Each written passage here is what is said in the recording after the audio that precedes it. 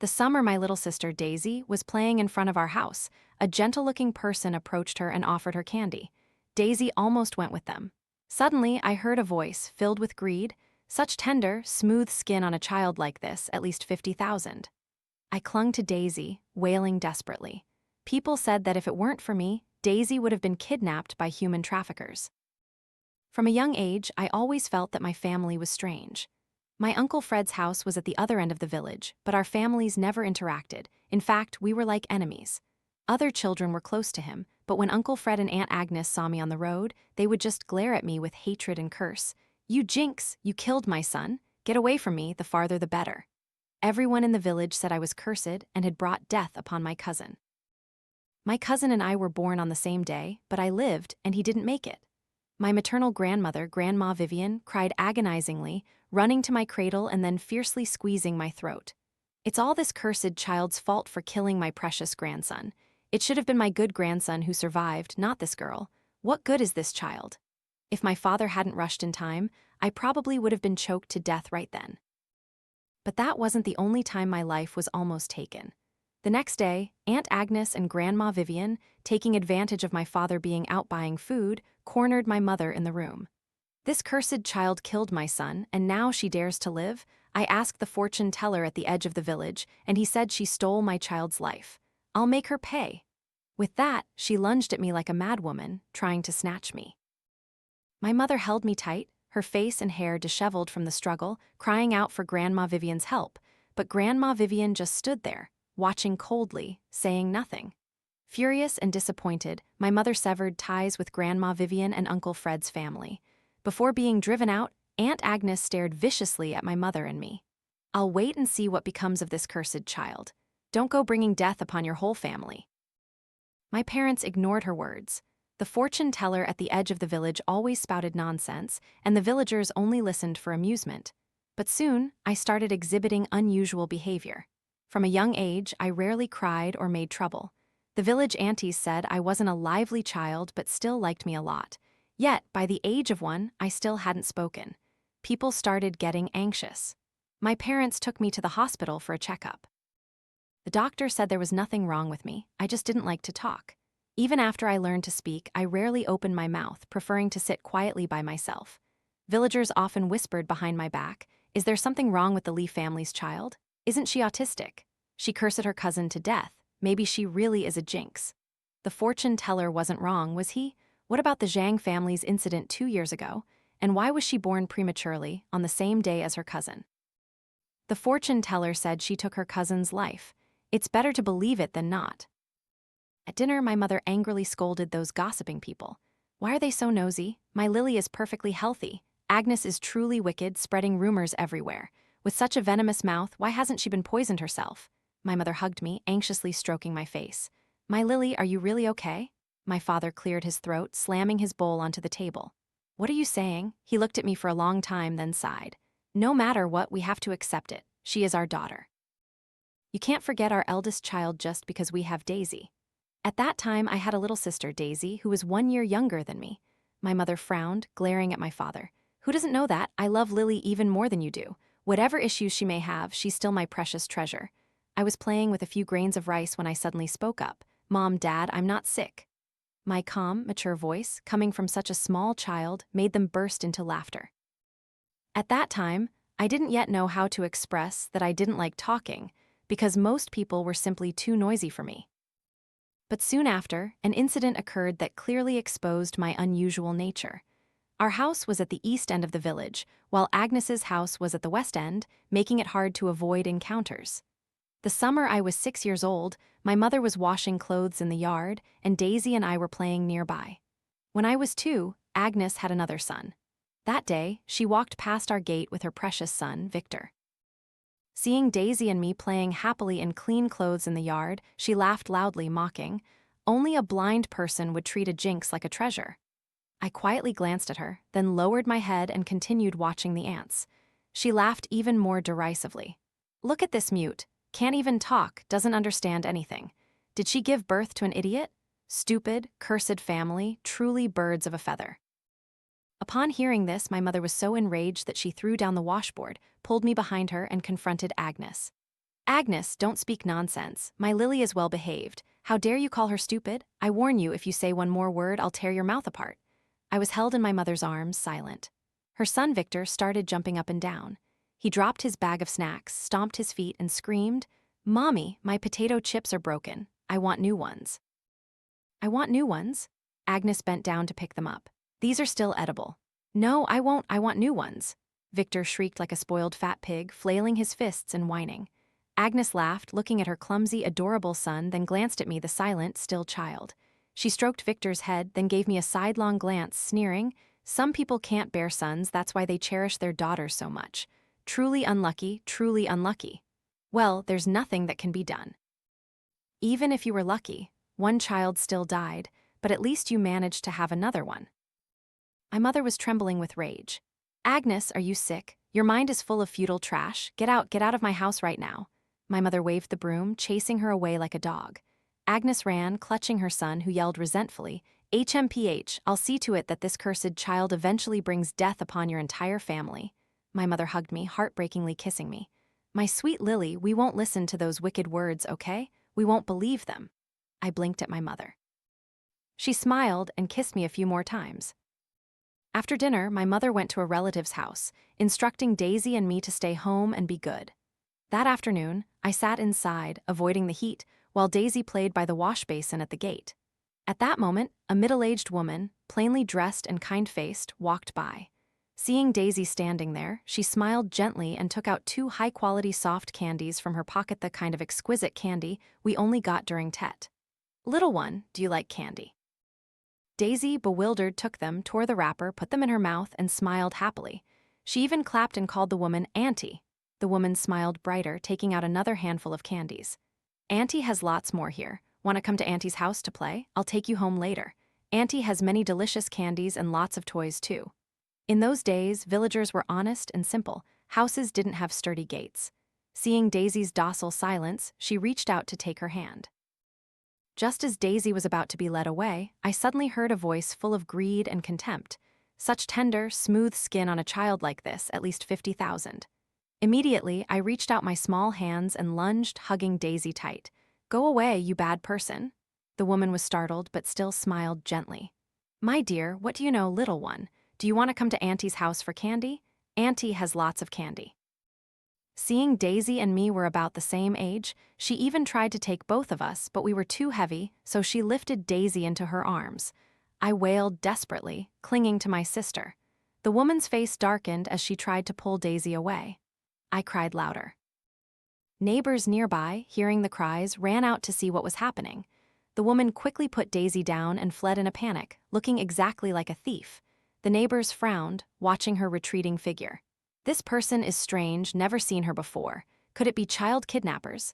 By evening, rumors of human traffickers spread throughout the village. It turned out the child who was almost kidnapped was Victor, Agnes's son.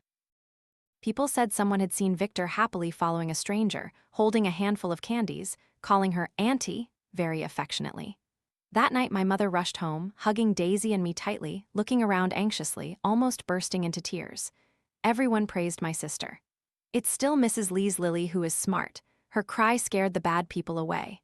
If it weren't for Lily's quick wit, both children might have been taken, only 6 years old and so clever." My mother kept praising me, calling me smart and her precious treasure. Oh heavens, thank goodness for Lily.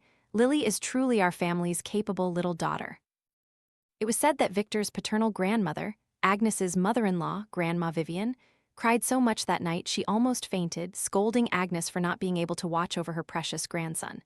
The whole family wailed, blaming heaven. Meanwhile, Victor cried and made a ruckus all night, turning their house into chaos. Our house, on the other hand, was calm. My parents cooked chicken soup, saying it was to nourish me. My mother was still scared, holding Daisy and me close. It was truly terrifying. We almost lost our children. Our Lily is truly intelligent. Without Lily, who knows what would have happened? My father leisurely took a puff of his cigarette. "What's that saying? Before I was worried Lily had issues, but now it seems our daughter is truly a case of he who doesn't show his talent usually will astound everyone when he does." My mother chuckled, lightly hitting his chest. Such a smooth talker. Then she hugged me gently and asked, "Lily, how did you know that person was bad?" I lowered my head, quietly playing with a cloth doll in my hands, then replied, I heard her say it. She said, such tender, smooth skin, at least 50,000. My mother was stunned, and the neighbor's eyes widened in surprise. Did she really say that? Oh my goodness, Lily is so smart. Hearing that, she immediately knew it was a bad person, but we never taught her such things. Someone clicked their tongue. I told you Lily is smart, but those traffickers are foolish too, revealing themselves like that. I added another sentence. She didn't open her mouth, but I still heard it. Everyone was taken aback. I continued, since I was little, sometimes I hear people talk even when they don't open their mouths. I think those must be the thoughts in their heads. My parents were stunned for 2 seconds, then burst out laughing. My father lifted me, spinning me around. Everyone just saw my words as a childish game. Until another big incident occurred. But the story of the traffickers wasn't over yet. The next day, the police came to investigate. A gentle female officer asked me, what did you see that day, little one? They didn't expect much, for what could a 6-year-old remember? But I described the woman's appearance and clothes in extreme detail, every single detail precise. The female officer's eyes widened in surprise, and she quickly wrote it all down. They said human trafficking had been rampant lately and was very hard to track. A clue could lead to a suspect, but the accuracy of the sketch depended on the witness's description. With a child, they didn't have high hopes. The female officer patted my head. Such a good girl. At that moment, a male officer stood beside her, staring at me. He didn't open his mouth, but I heard his voice echoing in my head. How much can a child remember? What if she's just scared and talking nonsense? Well, it's like finding a needle in a haystack anyway. I tried hard to recall every detail of that day. When the woman abandoned Daisy to flee, I heard her cursing in a panic in her head, damn old Wang. Where did he disappear to? Damn it, he parked the car too far. What if the villagers chase me? But it seemed the neighbors didn't hear those words. Perhaps those were just her thoughts. I looked up at the police officer, imitating the woman's tone, repeating it perfectly. My childish voice, trying to imitate an adult, made all the officers laugh. My mother also chuckled, stroking my head, but still maintaining the caution of a rural woman. Officers, please don't take a child's words as truth. What if Lily says something wrong and affects the investigation? I felt a little hurt. Lily isn't lying. The officers just laughed it off. Every clue is precious right now. We'll investigate thoroughly. Meanwhile, Agnes's family was anything but peaceful. They not only cried inside their house, but also came to our gate every day to cause a ruckus.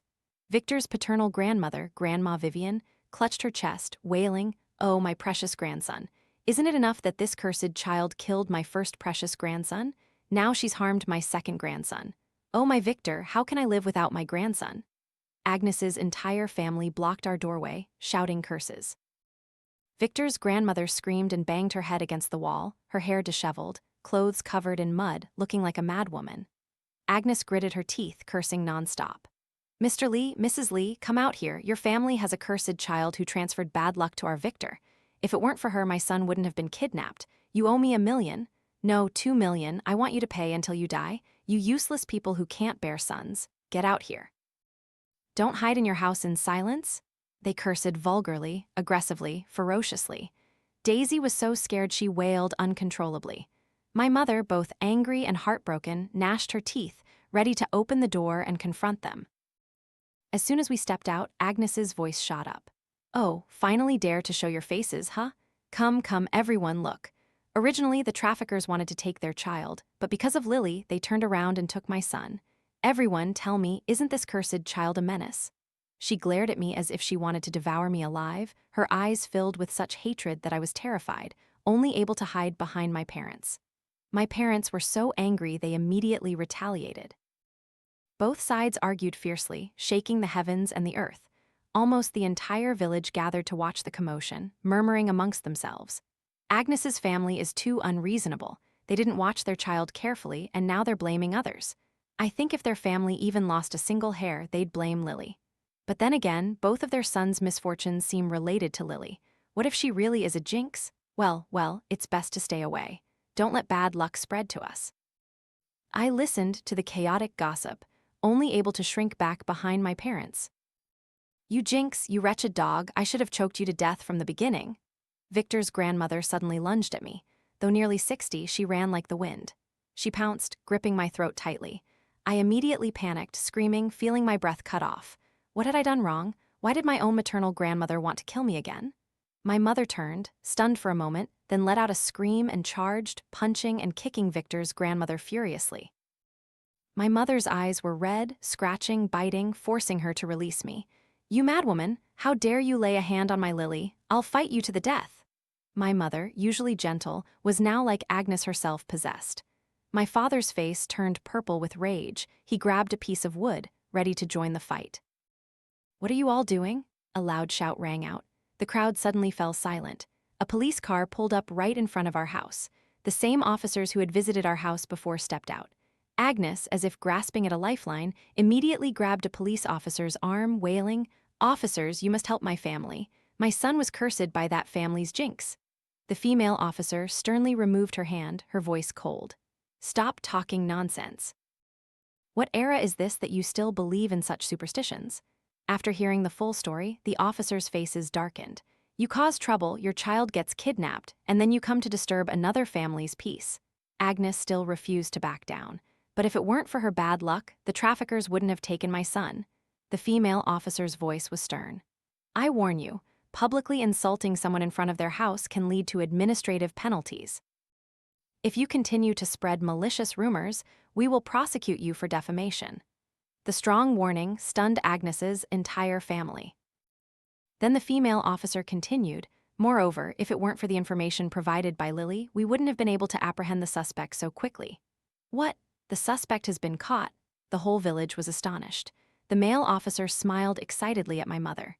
"Thanks to Lily's information, we identified the suspect as someone surnamed Wang. Based on the clue about the small truck, we tracked surveillance cameras for days and finally caught the suspect.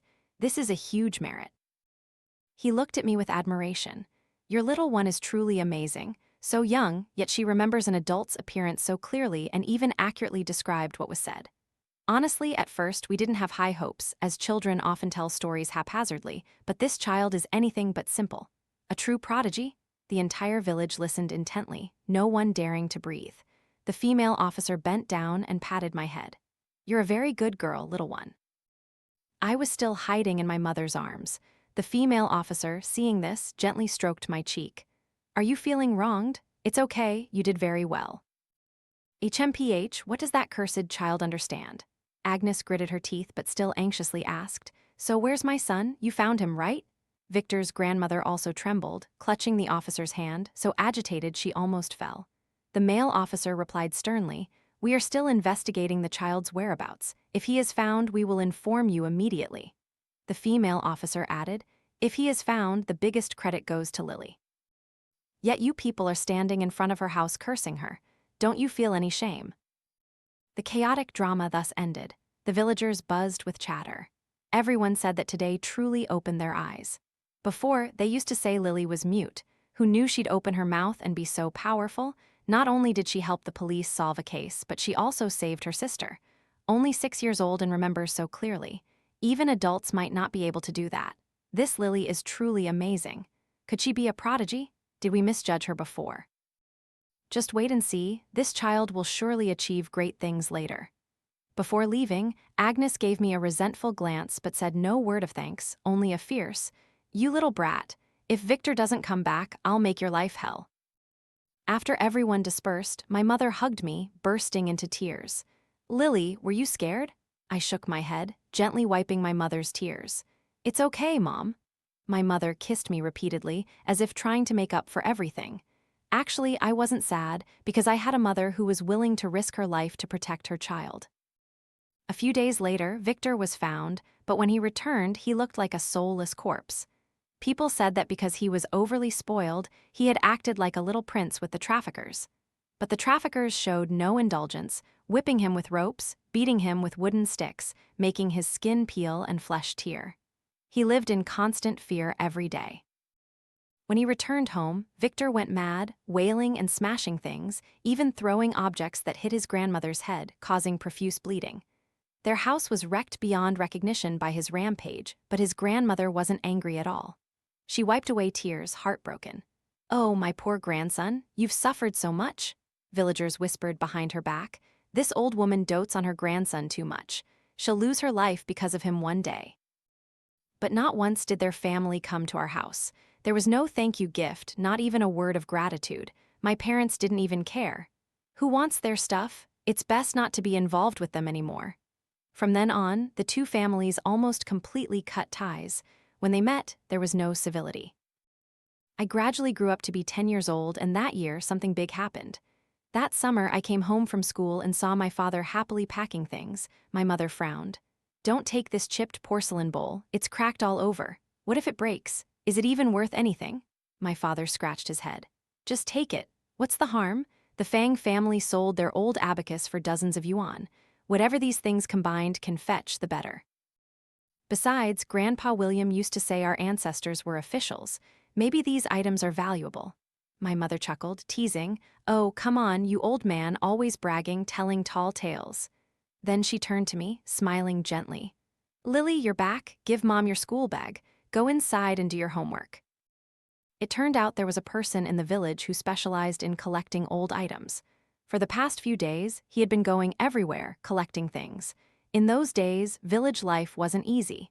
It was said that even unused items could be sold for money. My parents excitedly took me to see. At the Fang family's house, a crowd had already gathered, some selling, some just watching for fun.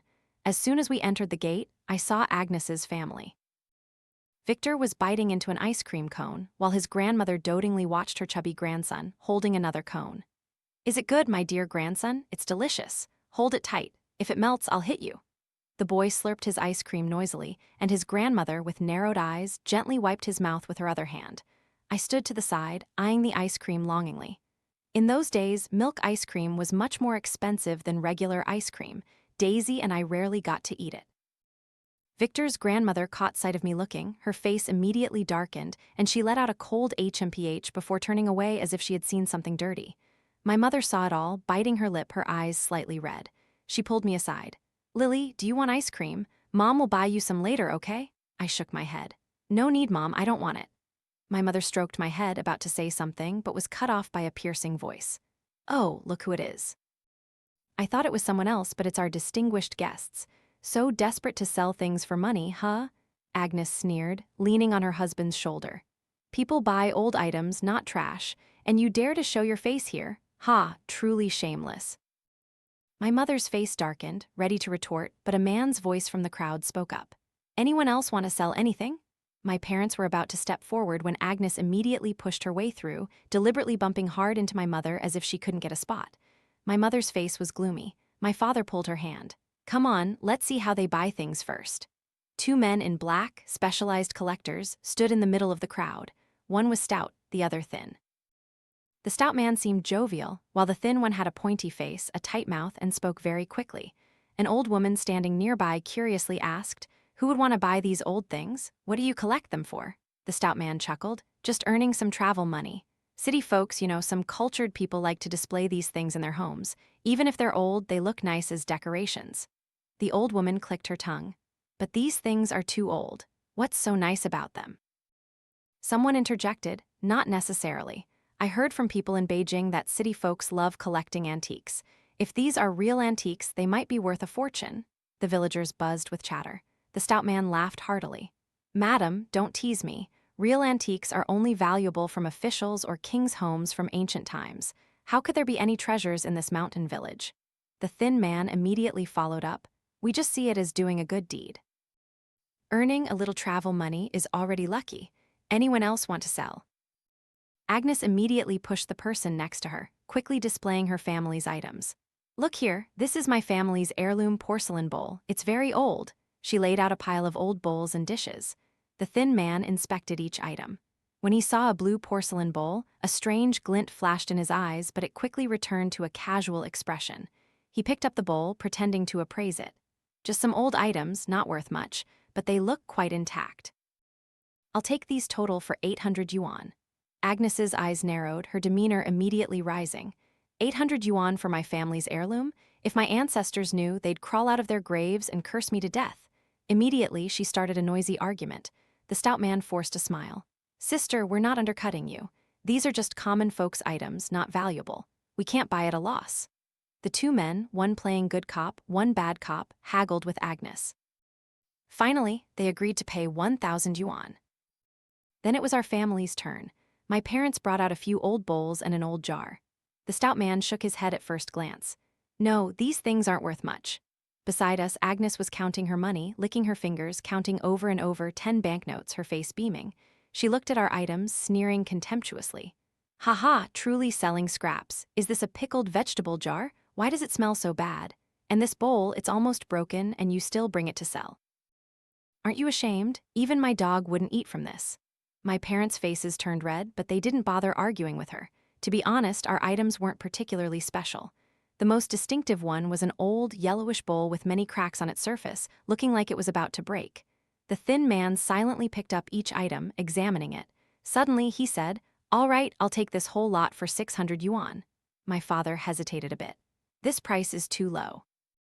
After all, it's a family heirloom. My ancestors used to be officials." Agnes immediately widened her eyes.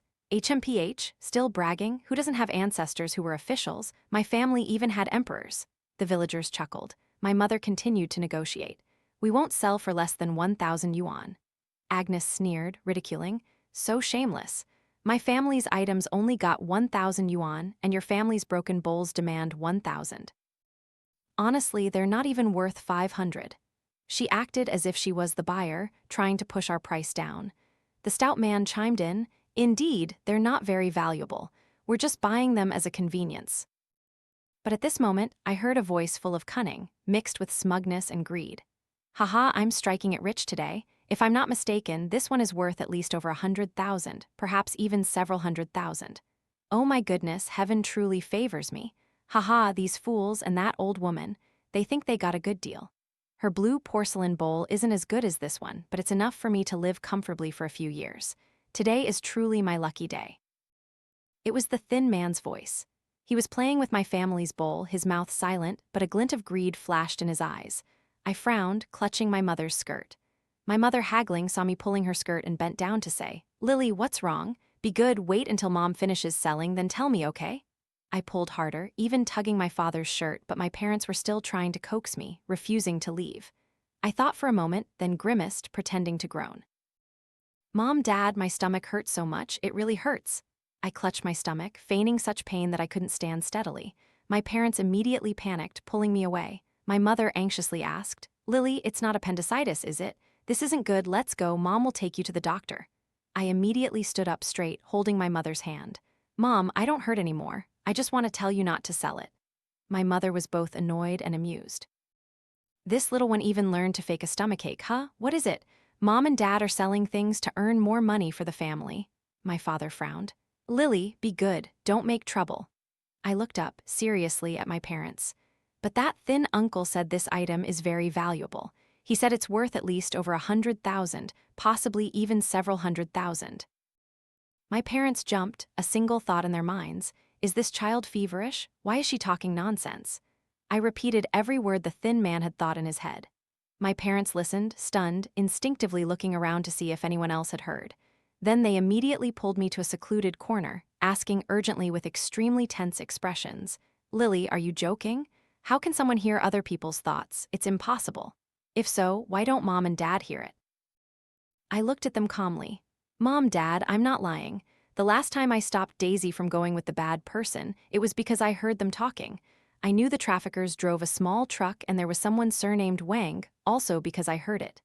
My parents' faces immediately changed. On the way back, their faces were sometimes pale, sometimes flushed. Finally, they decided not to sell. The stout man looked helpless, winked at the thin man, then said, "All right, how about this? We agree to pay 1,000 yuan." My parents didn't say a word, just quietly packed their things and pulled me away. The stout man anxiously said, "Then how about 1,500? My father sighed, looking profound. "Well, my family isn't so short on money. Keeping it as a memento is good too." The stout man quickly said, "Oh no, don't do that, brother. We already agreed to sell." "Come on, I'll add another 300, 1,800 yuan, okay." "What? He's paying 1,800 yuan?" Agnes's eyes widened as if she had just lost a piece of her own flesh. "Are your eyes broken? Their bowl is worth 1,800. No way. Are you trying to trick me? My bowl should be at least 2,000 or more. No, I'm not selling anymore. You have to make up the difference for me." She put her hands on her hips, blocking the two men, insisting on more money. Actually, I had told my parents what the thin man was thinking, which included a mention of a talkative woman, undoubtedly Agnes. It seemed she had also been ripped off, but my parents had no intention of reminding her. In the end, she managed to squeeze another 800 yuan out of them. Back home, Agnes still wasn't done. She deliberately stood in front of our house, boastfully showing off. Haha, foolishness is its own reward. It's lucky that a dog happened to stumble upon something once, but luck doesn't strike every time. As I see it, when heaven sends a jinx down, there's no cure. Sooner or later, your whole family will be dragged down into the pit. My Victor, on the other hand, is smart, knows how to gather things in the house and sell them for money. A passerby curiously asked, "Oh, didn't you say those were heirlooms?" Agnes shrugged. "Oh, those, just dog bowls that Victor found, and those people believed me, so I sold them." "And you sold them for 1,800 yuan?" Agnes puffed out her chest proudly like a mother hen. "Of course, who says my son isn't smart?" Hearing others praise her son, she became even more smug. "Well, that's what happens when you raise them yourself." But back home, my parents felt a little regret. That night they sighed. "What if it's not a valuable item? Didn't we just miss out on 1,800 yuan?" My mother tossed and turned, thinking, "Even if it is valuable, who do we sell it to in our village?" My father suddenly remembered. "Ah, my friend works in the city, I'll ask him for help." I jumped out of bed and ran to my parents' bed, seriously saying, "Mom, Dad, don't worry. We can take it to an antique appraisal show." Recently, our village had become quite lively. It was said that my family was going to the big city to participate in a TV show. Everyone in the village was excited. Before leaving, my parents left Daisy with Grandma Vivian and took me to the capital. The show we registered for was an antique appraisal program. I had watched it on a friend's TV, so I recounted it to my parents. On the way, we changed trains several times, finally sitting on a rumbling train heading to the capital. It was my first time riding a train in my life. My mother hugged me, both excited and anxious. "Mr. Lee, I've never been to the capital. Are we going to look too countrified?" My father, though also nervous, still tried to act as the steadfast pillar of our family. "We're going to participate in a legitimate show. What is there to be afraid of?" But when he actually entered the studio, his legs were trembling.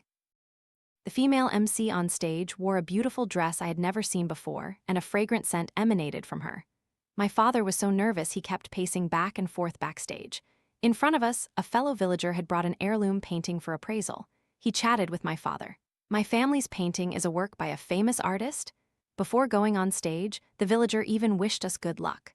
The result was that he went up first, and when he came out, his face was dejected.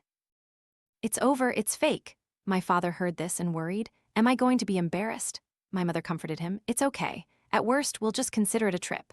Soon, the show called our turn. My father carefully carried the bowl, my mother led me onto the stage. The appraisers were mostly old men with graying hair. Seeing a child like me with my parents on stage, they smiled kindly and asked me, "How old are you, little one?" I politely replied, "I'm 10 years old, sir." "Hello, sirs." My clear, polite voice made the entire studio burst into joyful laughter. The atmosphere became harmonious. But when the appraisal began, all the experts became serious. The background music also shifted to a tense tone. "Where did your family get this bowl?" My father smiled and replied, "It's an heirloom passed down in our family. I heard our ancestors were officials, but my family are just ordinary farmers. We don't understand anything about antiques, so we came to you for appraisal. If it can be sold, it will also help improve our lives." A professor wearing reading glasses focused on examining the bowl, his eyes contemplative and very professional. "The porcelain is delicate and smooth, the glaze is clear, and the crackle patterns are rich." Many technical terms made my family feel bewildered, but my parents still listened intently, so tense they didn't dare to breathe. Finally, it came to the valuation. The professor mused, "I estimate the value of this bowl to be around." My father broke out in a cold sweat, his face pale, clutching my mother tightly as if someone was about to faint from excitement. My mother squeezed my hand so tightly it hurt. I winced slightly. "Mom, it hurts." My mother panicked, quickly loosening her grip, but her face still couldn't hide her tension. The professor paused for a moment, then decisively continued. "Previously, a similar item was auctioned for over 500,000 yuan. This bowl is no less valuable. I think it's at least over 500,000 yuan." he chuckled, pointing at the crackle patterns on the bowl. Look, the crackle patterns are intertwined in multiple layers, with both large web-like patterns and tiny ice crackle patterns, forming a beautiful three-dimensional effect. This is a top-grade ice crackle porcelain. Moreover, this bowl has been very well preserved, making it extremely rare. What? 500,000 yuan? My father's eyes widened. He stammered as if about to faint. He completely missed the expert's next few sentences. My mother also trembled with excitement, squeezing my hand until I winced, but when I looked up, she just gave me an awkward smile, though her face clearly showed undeniable joy. Seeing my parents so excited they were about to faint, the MC teased, "Today is truly a big surprise. This trip wasn't in vain, was it?"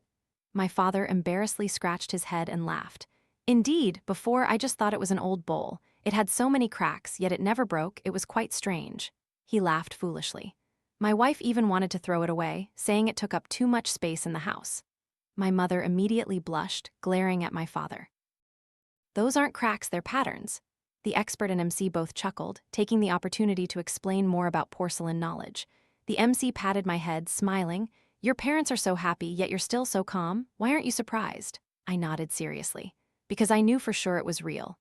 The entire studio erupted in laughter again, because even before the expert opened his mouth, I had already heard his thoughts.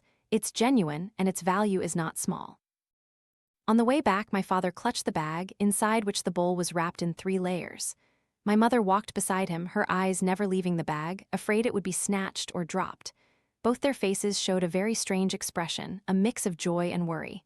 I absent-mindedly said, "Mom, Dad, why do you two look constipated?" My mother chuckled. "What are you saying, little one?" Then she sighed. "Suddenly, it feels unreal. Are we dreaming?" My father smiled wryly. "This is the first time in my life I've struck it rich, but I feel a bit scared." Suddenly remembering something, my father seriously asked, "Lily, you said you could hear other people's thoughts. What's that like? Tell Mom and Dad in more detail." I nodded and slowly explained. "Actually, I don't always hear it. When I was little, I didn't know what it was, but the older I get, the more I realize I only hear people's thoughts when they're extremely agitated." My parents looked at each other as if confirming something. My mother mumbled, "That explains why Lily said she heard the bad person say tender, smooth skin last time, so she really heard the trafficker's thoughts." My father was filled with excitement. "Oh my goodness, it's truly miraculous. I've seen this on TV. It's called a superpower, reading other people's minds. Oh my, with this talent, you can do anything, right?" My mother immediately glared at my father. "What are you planning to do?" "If you dare to instigate Lily to do anything bad, I'll deal with you right away." My father chuckled. No, doing bad things will bring retribution. But Lily, do you do your own tests? Do you use this ability to eavesdrop on others' answers?" I pouted. "Dad, I do all my own work. I'm always first in class. There's no one for me to eavesdrop on." My mother suddenly remembered something and anxiously asked, "Lily, you've never told anyone else about this, right?" I looked at them silently, then shook my head. "I told someone once, but I won't anymore. When I was 6, I told Mom and Dad, but you didn't believe me. After that, I told a friend in class, and she said I was lying and called me weird, so I haven't told anyone since." My mother breathed a sigh of relief. "That's good. You absolutely cannot tell anyone else about this, no matter what, understand?" My father also sternly warned me. They were afraid this ability would bring me trouble, so they made me keep it a secret.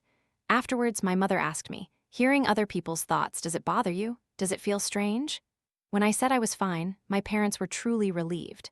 After this incident, my parents finally completely believed everything I had said before. On the way back, they decided to splurge once, taking me to visit the Great Wall and the Forbidden City. We also tried famous local delicacies like sour water tofu and stewed offal. My parents even gritted their teeth and took me to a restaurant to eat Peking duck, though they only ordered half a duck. My mother only tasted a few bites, insisting I eat. I rubbed my full belly, putting a piece of duck-filled pancake into my mother's mouth. "Mom, you eat."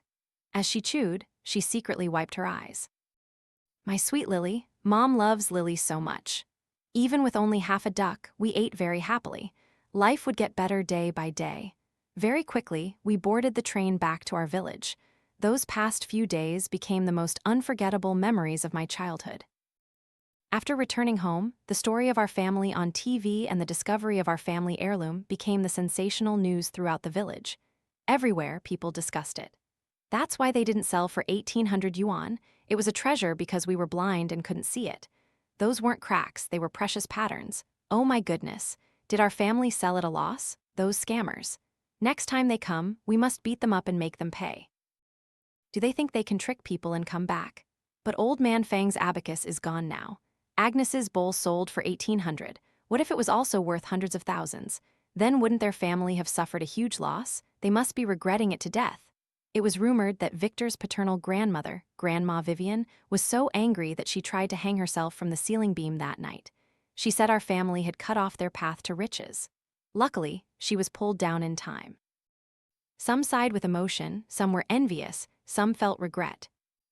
My parents originally had no intention of showing off or telling anyone about this, but my paternal grandfather couldn't resist bragging everywhere that his son had sold an ancestral treasure. Thus, the story spread throughout the village, and everyone glued their eyes to the TV to watch the show. My parents had no choice but to accept everyone's attention. For several nights in a row, they tossed and turned, unable to sleep.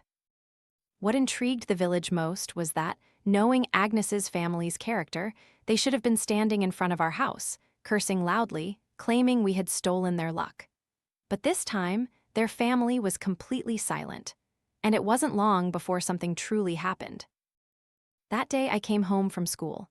My father also returned, hoe on his shoulder after a day in the fields, drenched in sweat but his face beaming. Lately, my father always pretended nothing was happening, but behind everyone's back he would smile widely. Wife, I found the contact information for the auction houses. I'll contact them one by one to see who is trustworthy to sell to. If we sell it, I plan to buy 2 apartments in the city. Then we can open a breakfast shop. What do you think? My mother nodded in agreement immediately. Okay, then we'll bring Lily and Daisy to study in the city too. It'll be easier for the children to get into university in the future. My parents happily discussed their future plans. My father, mid-sentence, wanted to go into the room to see the treasure. My mother chuckled, patting his shoulder. Are you not tired of looking at it all day? My father grinned. I can't stand not looking. Aren't you always looking at me? My mother snorted with laughter, but when my father entered the room, he suddenly let out a horrified scream. The bowl. My mother froze for a second, then quickly said, "Wasn't it still on the bedside table? I didn't touch it." Saying that, she rushed into the room. I quickly followed. Where the bowl used to be, there was now only a pillow, nothing else. Did it fall under the bed? Don't tell me it broke. My mother panicked, kneeling down, fumbling and searching under the bed, but the entire room was turned upside down, and it was nowhere to be found. Lily, Daisy, did either of you touch the bowl? Daisy and I quickly shook our heads. We didn't touch it. My father's face was ashen, his head spinning in panic. Where's the bowl? Where's our 500,000 treasure? We were only happy for a few days. How did it turn out like this? My father glared at my mother. Mrs. Lee, I told you to watch over the bowl. I was watching it the whole time. I was home all afternoon and didn't go out. The window by the bedside was also locked. Seeing my parents so dejected, I asked, could it have been stolen? My mother mumbled, impossible. I was by the door all afternoon. At this, my mother suddenly stopped, then gritted her teeth. Agnes's family, it must be them. My mother was so angry her hands trembled. This afternoon, their old woman fainted right in front of our gate. I even sent someone to help her back, afraid she would die and blame us. It must have been her doing it on purpose, taking advantage of me going to help her, so Agnes could sneak in. My father's face also turned red with rage. Excellent, helping your son harm your own daughter again. This time it's not a few hundred or a few thousand, it's 500,000 yuan. My mother gritted her teeth. That explains why they've been so quiet these past few days, so they were targeting us. Let's go right now. If I don't tear their families' mouths apart today, I'm not a Lin. My mother grabbed the broom. My father, with a shovel in hand, walked faster than my mother. My parents were usually gentle, but this time they were truly enraged. They went directly to confront Agnes's family. The front door was tightly closed. My mother used the broom to hit the door hard. It immediately sprang open. The scene before them made my mother even angrier. Their entire family was feasting, meat overflowing their mouths, grease dripping down their chins. The table was filled with delicacies, looking like a newly rich family wildly stuffing themselves. My mother shouted, "Agnes, Uncle Fred, did you too steal our bowl?" Agnes stroked Victor's head, saying, "Eat slowly, don't choke." Then she put down her chopsticks, sneering, "Your family lost a bowl and now you're running to my house yelling? What kind of drama is this?" My mother was furious. This afternoon, your old woman fainted right in front of my gate, and now you say you don't know? If it wasn't your family, who else could it be? Agnes slammed her bowl down, stood up, and said, "What nonsense are you talking about? Don't accuse us unjustly." My father was so angry he almost overturned the table. You have the guts to steal. Do you have the guts to go to jail? I'm calling the police right now. Agnes crossed her arms, a cold smirk on her face. Go ahead, try it. If you find the bowl in my house, I'll willingly go to jail. She sneered. And if you don't find it, since your family is short on bowls, go to the yard and pick up a dog's basin to use. The argument caused a commotion throughout the neighborhood. Neighbors gathered to watch the excitement. Not long after, the village chief also arrived, cleared his throat twice, and asked, "What's all this commotion about? How about this? I'll also call the police." Before they arrive, Mr. Lee, Mrs. Lee, you two can search first. If you find the bowl, you can take it back. If you don't find it, the police will continue the investigation. How does that sound? Agnes snorted coldly, turning her head away but still wearing a provocative smirk. My parents began searching, rummaging through every room, the kitchen, and even the bathroom, leaving no corner unchecked. But they couldn't find the bowl anywhere. My parents were sweating profusely, panting with exhaustion. Villagers whispered, "The Lee family just got rich, no wonder someone's jealous." Who took it is hard to say, but I suspect this family the most. Look at their dinner table. Who throws such a big feast on a normal day? They must have stolen it and now have money. But if there's no evidence, there's nothing that can be done. Maybe they hid it at a relative's house, waiting for a few years until things quiet down, then sell it and disappear. If the Lee family doesn't get their bowl back, they'll surely die of anger. I walked up to Agnes, silently staring at her. She frowned, waving her hand to shoo me away. "Get lost, you little brat." I didn't say anything, just kept staring at her. I focused all my strength. Normally, when someone was extremely emotional, I could hear their thoughts. But in Agnes's case, it was special, because she was always cursing in her head, so her emotions were always at a high level, making it difficult for me to distinguish. But this time, I tried my best to concentrate all my mind to listen, and then I heard, "What about that bowl? Your family stole my good luck, killed my eldest son, harmed my Victor. I will make you cry and leave this village. Search, search, you won't find it even if you search till death. Only I know where it is, not even Uncle Fred knows." I had heard it. My parents stood beside me, exhausted and panting. Agnes smirked triumphantly. "Found it yet? If not, get out." I held my parents' hands tightly and softly said, "I have something to tell you, Mom and Dad." My father immediately understood. "Lily, did you hear something again?" I nodded. My father sighed with relief. "Good, Dad's waiting for you to tell me." Even though my parents were angry, worried, and searched hard, I knew they still had a hint of doubt. Adults are so complicated. Luckily, I was just an elementary school student. I whispered. "She hid it at the base of the tree next to the toilet, under the bushes, beneath the floor tiles. It's so malicious. Doesn't she find it disgusting? Will it be covered in poop?" My mother frowned, then said, "What are you two mumbling about? If you haven't found it, hurry up and get out." At this point, Agnes began her noisy cursing. It seemed that because everyone had been searching for so long without finding anything, he became even more confident.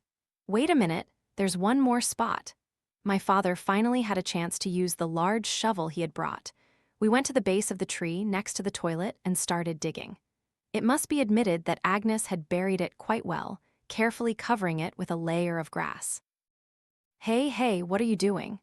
Agnes was initially calm, but when she saw us start digging, she immediately panicked.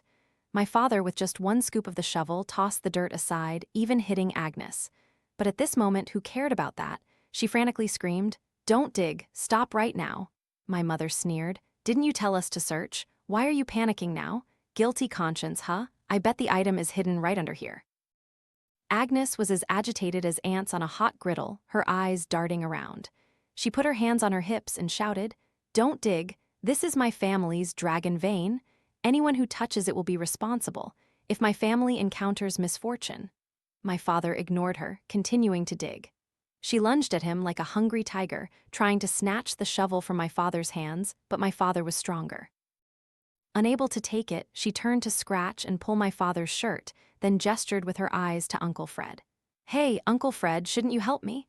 The Lin family's dragon vein is about to be dug up. What are you standing there for?" So Uncle Fred immediately understood, cleared his throat twice, and also lunged. Anyone who dares to touch my family's dragon vein, I'll fight them to the death. With Uncle Fred joining in, my father started to lose the advantage and couldn't continue digging. But my mother didn't stand still either. She immediately went into a frenzy and charged. And so, 2 men fought 2 women. The shovel had been tossed aside, the 4 began to wrestle chaotically. My maternal grandmother, Grandma Vivian, also reacted at this moment, collapsing to the ground, wailing, "Oh my goodness, my Lynn family's dragon vein. Who dares to touch it? I'll die right here, you'll see." Oh, her father, you died too soon, you didn't raise your daughter properly. Not recognizing relatives is bad enough, now she even dares to destroy her own family's dragon vein. Oh heaven, why don't you just take her away already? She wailed and beat her chest, but I noticed not a single tear fell. Hearing her wails, my mother's eyes turned red with anger. Both disappointed and indignant, her grip on Agnes's hair tightened. Initially, Agnes still acted defiant, but my mother suddenly became strangely powerful, making the fight an even match. All right, stop fighting. Stop fighting." The village chief stood by, sighing with resignation. The onlookers, seeing the tense situation, also rushed in to break up the fight, but whether it was because they didn't dare to use too much force or because they were enjoying the drama too much, no one really pulled hard. So, the 2 sides kept fighting, being pulled apart, then lunging back into chaos. While everyone was still fighting, I quietly picked up the shovel and continued digging. I was small and not very strong, but I persistently dug little by little. Yet, no one paid attention to me. "What's that kid doing?" Just then, a loud shout rang out. Everyone immediately stopped. A police car pulled up by the road. Stepping out of the car were 2 police officers, who, coincidentally, were the same 2 who had visited our village 4 years ago to investigate the child kidnapping case. "What's happening today?" After hearing the full story, the 2 officers also looked surprised, as if they hadn't expected such deep-seated grudges between our 2 families. "This afternoon, this old woman fainted right in front of my house. I was afraid she would die, so I went to help her. It only took 2 minutes, and when I went back inside, our item was gone. They told us to search, but when we found the right spot, they wouldn't let us dig anymore. Isn't that a guilty conscience? You're talking nonsense. This is my family's dragon vein. Anyone who dares to touch it, I'll die, you'll see." Dragon vein? I've never heard of it before. Besides, who builds a toilet right over their own dragon vein? Seeing the 2 sides about to erupt into a verbal battle again, the female officer suddenly yelled, "Silence! There are a few issues that need to be clarified about what happened this afternoon. We also need to specifically verify the missing bowl." "And what dragon vein? What era is this that you still believe in such things? Even if there was one, it would stretch far, not just this small patch of land under the tree." Agnes was speechless but still stubborn. "In short, this is my family's lucky land, absolutely not to be touched," I snorted coldly. The police said the value of the stolen item was quite high and required a report and further investigation. "Then digging it up will clarify everything, right? Exactly, digging it out will show who took it." My mother was very worried. If we delayed, what if they moved the item somewhere else? It would be very troublesome. Suddenly, Uncle Fred seemed to realize something and shouted, "By what right do you want to dig? This is my family's land, you have no right to touch it. If you dig indiscriminately, it's illegal. Be careful, I'll have you thrown in jail." He glared fiercely, pointing his finger at my mother and shouting, as if he had never considered my mother his sister. Agnes breathed a sigh of relief, saying triumphantly, "See who dares to touch it today." The thugs next to him also echoed his sentiment. My parents' faces turned crimson with anger, their nostrils flaring as they suppressed their rage. Officer Lee pulled my mother aside, looking a bit awkward. "Actually, it's true that one cannot dig on someone else's land without their consent. We should still follow formal procedures. Don't worry, we will investigate thoroughly. The fact that she fainted right in front of your sister's door is also an important clue." My father was so angry that he punched the tree trunk hard. My mother also looked very disappointed. It was clearly about to be dug up, but now, if they delayed, who knew if they would ever get it back? But there was no other way. At this moment, I quietly walked up to the female officer and tugged on her sleeve. "What is it, Lily?" The female officer looked at me and smiled. "I didn't expect you to have grown so much." It turned out she still remembered me. "Officer, is there something in that hole?" I blinked, my voice carrying a childish innocence. "It seems like it's my family's bowl. They weren't paying attention just now, and I've already dug up a little bit." What nonsense are you talking about?" Agnes panicked, lunging forward angrily, trying to hit me. The male officer immediately held him back tightly. "What are you doing? How dare you hit a child in front of a police officer?" I looked at the female officer obediently, neither crying nor making a fuss. "Officer, the bowl is right here. Shouldn't we take it out first?" The female officer pondered for a moment, then nodded. If the evidence is right before our eyes, then we can't ignore it. Let's go check." "No, don't touch it." Agnes went mad, lunging forward, trying to hit someone. "Do you dare to hit a police officer? I'll arrest you on the spot." The officer glared, warning him. Though furious, he didn't dare to actually lay a hand on anyone in front of the police. Finally, when the wooden box was dug up, all their denials became meaningless. Inside the box, lined with cloth, was our family's bowl. Everyone in the village had seen it on TV. Everyone recognized it immediately. Agnes's face was ashen, but she still tried to argue. "It wasn't me. I don't even know if that's theirs. You deliberately buried it here to frame me, didn't you?" He pointed at me and my mother, screaming, trying to push the responsibility onto others. But this time, his words no longer carried any power of persuasion. All the evidence pointed directly to his family. The villagers also buzzed with chatter. Even at this point, they still won't admit it.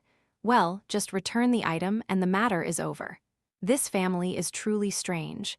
Hiding things right next to the toilet, don't they find it disgusting? The police announced that they would take the suspect to the station for investigation. Agnes panicked, finally screaming, "Wait, I remember now, it was Victor. It was my son. This afternoon, I saw him running home with something. He must have been playing mischievously and brought it back. He's only 8 years old, he can't be breaking the law, right? He's still young, doesn't understand things. He just found it strange and took it home to play. All right, I'll return it to you. Let's call it even, okay?" He was exhausted, racking his brain for a last resort to cover up, but the police gave him no chance. They immediately called Victor out and asked, "I didn't take it. Why would I take that broken bowl?" Victor immediately retorted. "Victor, listen to Mom. You took it, didn't you? Mom saw you holding something, and you even said you wanted to buy toys, right? Mom promised to buy them for you. Hurry and tell the police officer you took it." Agnes trembled, his voice choked, tightly clutching Victor's shoulders. But the boy, not understanding, flailed and punched him hard. "Ouch, bad mom." Agnes was stunned, unable to believe his own son, but this child was raised by him. He hesitated for 2 seconds, then angrily hit Victor's head. "What else are you making trouble for? What time is it now, huh? Why won't you listen to Mom? Hurry and tell the police. Otherwise, I'll confiscate all your things." Victor cried out in pain like a stuck pig, flailing his arms and legs, hitting back. "Stupid woman, how dare you hit me?" An 8-year-old child, yet as aggressive as his parents. The villagers gasped at the scene before them. Agnes's implication was too obvious. Even a normal person would immediately realize he was trying to blame his son to escape responsibility. Finally, the entire Agnes family was taken away by the police. At the police station, during the initial interrogation, Agnes tried to push all the blame onto Victor, hoping to exploit the fact that he was a minor to evade responsibility. But just a few questions exposed the loopholes. Finally, the truth came out. The theft was planned by all 3 of them. The one who carried it out was Agnes, and Grandma Vivian, for her assistance, was considered an accomplice. When she realized she might go to jail, Grandma Vivian cried hysterically. "Oh my heavens. I'm this old and I still have to go to jail? Oh heavens, I've been wronged." But Agnes not only refused to take responsibility, but also blamed everything on Grandma Vivian. "It was that old woman who incited me. She forced me to do it. Every day she complained that her son wasn't earning enough money, saying we had to eat well and live luxuriously." And Uncle Fred blamed Agnes, cursing him terribly. "You disgusting woman, you coward, it's all your fault." The family tore each other apart like dogs fighting dogs, a truly ugly scene. Agnes's family came to beg my family for forgiveness, but my parents refused. After the bowl was appraised, its value was indeed very high.